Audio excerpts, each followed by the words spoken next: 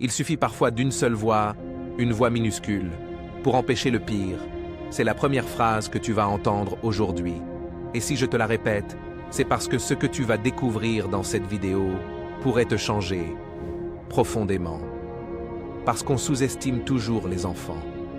Leur naïveté, leur innocence, leur façon étrange de croire que tout est encore possible.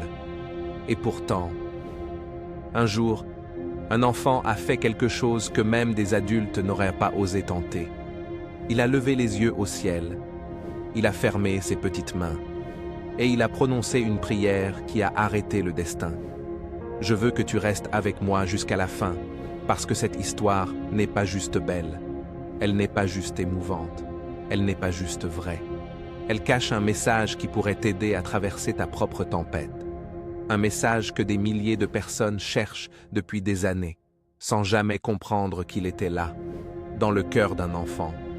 Si aujourd'hui tu te sens perdu, si tu te bats seul, si tu penses que personne ne t'entend, alors tu dois écouter cette histoire.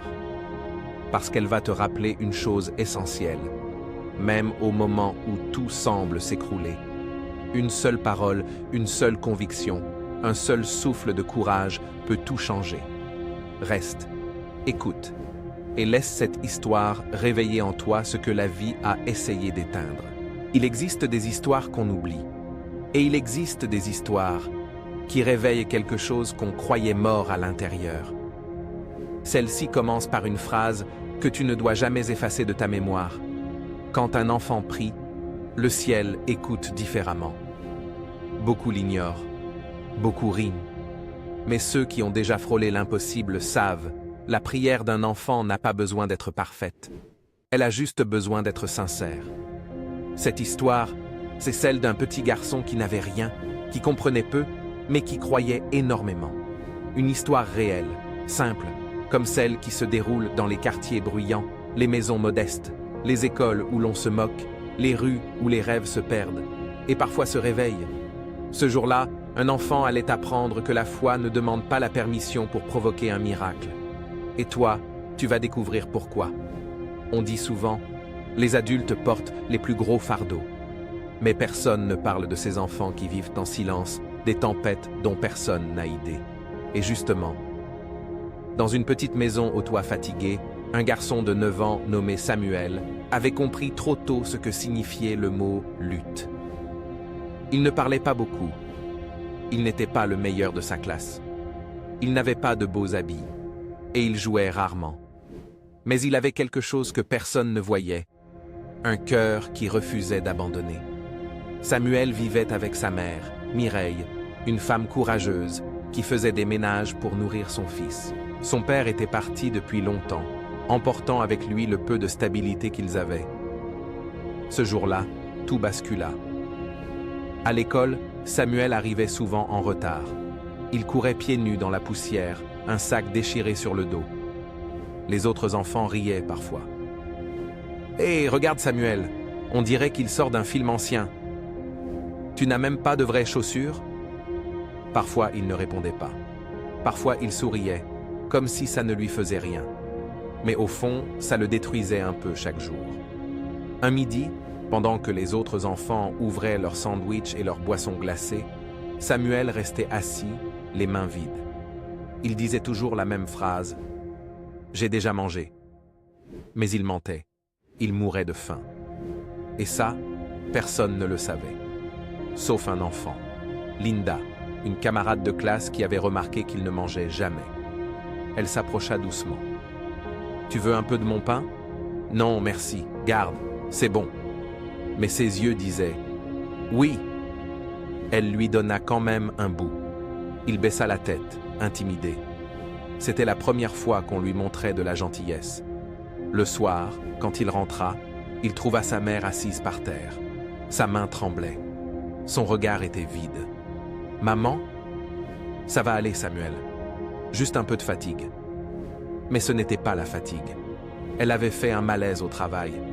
Elle n'avait pas mangé depuis la veille. Elle n'avait plus d'argent. Et elle avait peur. Peur de tomber. Peur de ne plus pouvoir travailler. Peur de laisser son enfant seul. Cette nuit-là, Samuel ne dormit pas vraiment. Et c'est là que tout commença. À minuit, il sortit discrètement de la chambre, alla s'agenouiller à côté du vieux lit, ferma les yeux et dit une phrase simple, presque chuchotée.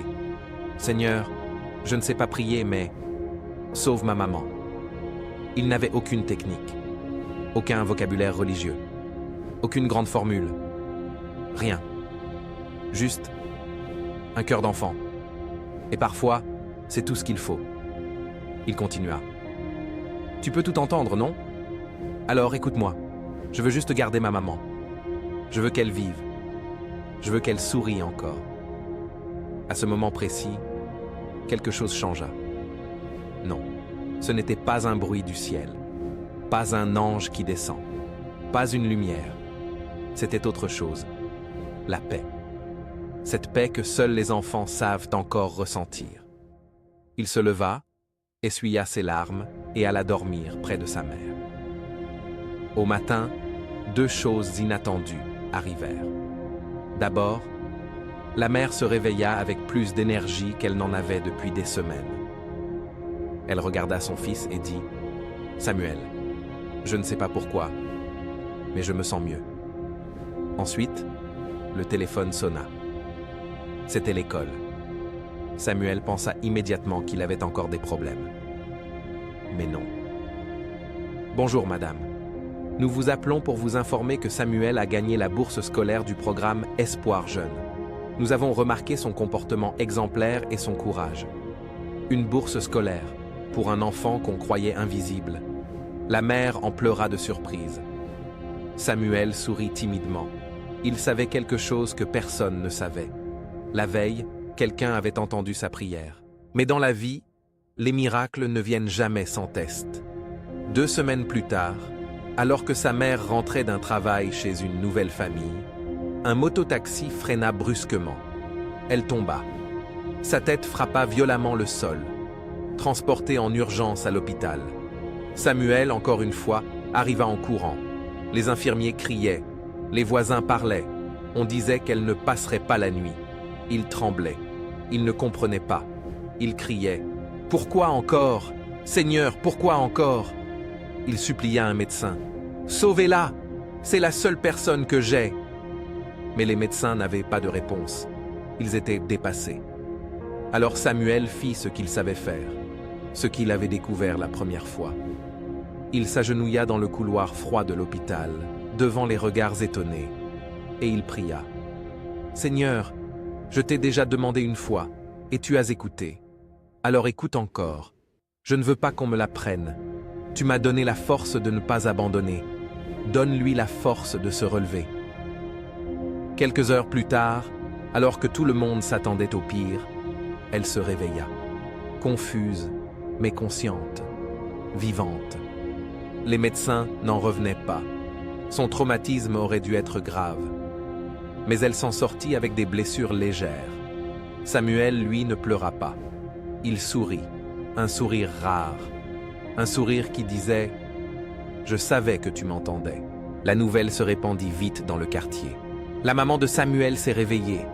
Certains murmurèrent « C'est la chance ». D'autres dirent « C'est la médecine ». Mais ceux qui avaient vu Samuel à genoux dans le couloir de l'hôpital savaient qu'il y avait quelque chose de plus grand derrière cette histoire. Et la vie reprit, pas comme avant, mieux. Quand elle put rentrer chez elle, Mireille marcha lentement, chaque pas comme un miracle. Samuel l'accompagnait en tenant sa main, comme si le monde entier pouvait la lui voler. Dans la petite maison, il n'y avait que 2 chaises, un matelas et un sourire immense. Il ne parlait pas beaucoup, mais tout était dit dans ce silence-là. Elle finit par le regarder. « Samuel, je crois que Dieu t'écoute plus que tu ne le penses. » Il répondit simplement « Je voulais juste que tu restes. » Et il la serra, fort, très fort. Quelque chose avait changé dans Samuel. Il ne marchait plus la tête baissée. Il ne mangeait plus seul. Il n'avait pas de chaussures neuves, mais il avait de la lumière dans les yeux. Ses camarades remarquèrent. Un jour, Linda, la fille qui lui avait donné du pain, lui demanda « Samuel, comment tu fais pour garder le sourire ?» Je ne garde pas le sourire, c'est Dieu qui me le rend. Une réponse simple, mais vraie. Et petit à petit, Samuel devint ce qu'aucun adulte n'aurait imaginé. Un enfant qui redonne espoir aux autres enfants. Quand un camarade pleurait parce que ses parents se disputaient, Samuel lui disait « Si tu veux, on peut prier, ça ne coûte rien ». Quand un autre avait peur d'échouer à l'examen, il lui disait « Tu n'es pas seul ».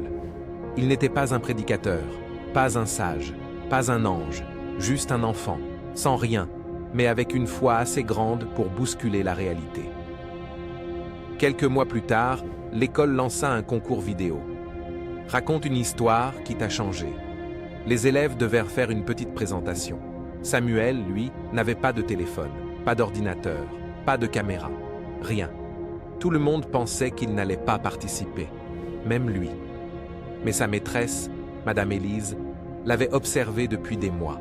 Elle avait vu les moqueries, la faim dissimulée, les prières secrètes et surtout, la transformation. Alors elle l'appela après la classe. « Samuel, tu dois participer. »« Mais madame, je n'ai rien pour... » »« Tu as ton histoire, et c'est suffisant. » Elle lui prêta sa caméra personnelle. Samuel rentra chez lui, s'installa devant le mur fissuré, prit une grande inspiration et dit simplement « Je vais vous raconter comment Dieu a sauvé ma maman. » La vidéo dura 3 minutes, sans effet, sans musique, sans montage, juste un enfant et une vérité. Quand l'école diffusa sa vidéo devant tous les élèves, un silence étrange tomba. Un silence lourd, profond, presque sacré. Certains chuchotaient « C'est vrai tout ça ?» D'autres avaient les yeux humides sans savoir pourquoi. Et puis, un tonnerre d'applaudissements. Samuel n'en revenait pas. Il se cacha le visage, gêné. Mais les enfants continuaient, plus fort. Ce jour-là, il gagna le concours. Sans technologie, sans argent, sans privilèges. Juste avec ce que beaucoup d'adultes avaient en perdu. La foi, qui ne calcule rien. Après la remise de prix, la directrice appela Samuel dans son bureau. Il avait peur, comme à chaque fois qu'un adulte le convoquait. Mais elle souriait. « Samuel, est-ce que tu sais ce que tu viens de faire? J'ai raconté mon histoire. » Non. Tu as rappelé à des centaines d'enfants que l'espoir existe encore. Et tu as rappelé aux adultes que les miracles n'ont pas d'âge. Puis, elle ajouta, « Nous voulons te proposer une inscription dans notre programme avancé. Tu as un potentiel incroyable. » Sa mère pleura en l'apprenant.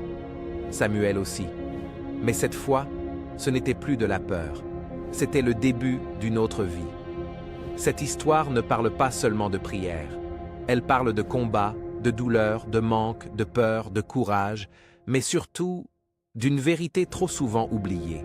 Ce que tu fais avec un cœur sincère a plus de puissance que tout ce que tu fais avec les mains. Un enfant sans père, une mère brisée, un accident, des moqueries, la faim, la solitude. Et pourtant, ils ont survécu, ils ont tenu, ils ont gagné, parce qu'il suffit parfois d'un cœur pur pour ouvrir une porte que tout le monde croit fermée. Et toi qui écoutes cette vidéo, oui, toi, tu n'imagines même pas ce que ta propre prière est capable de déplacer. Tu ne sais pas ce que ton courage retient encore de miracles.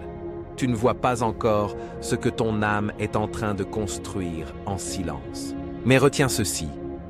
Quand tu crois avec la sincérité d'un enfant, la vie plie, la réalité change et les montagnes s'inclinent. Quand tu refuses d'abandonner, même les anges prennent position. Quand tu continues d'avancer malgré les larmes, tu finis toujours par voir un miracle. Alors, toi qui m'écoutes, n'abandonne rien. N'abandonne pas maintenant. Pas après tout ce que tu as traversé. Pas après tout ce que tu as survécu. Tu ne sais pas à quel miracle tu es à un souffle. Et toi, quelle est la dernière chose que tu as arrêté de demander à Dieu? Parce que tu pensais qu'il ne t'entendait plus? Réponds en commentaire. Libère-toi. On ne sait jamais. C'est peut-être ton tour. Si cette histoire a touché quelque chose en toi, alors ne laisse pas cette lumière s'éteindre. Abonne-toi maintenant pour recevoir chaque semaine des récits qui réveillent la foi, la force et la paix. Like la vidéo, c'est ta manière de dire « continue ». Partage-la à quelqu'un qui traverse une tempête. Tu pourrais, toi aussi, sauver une vie.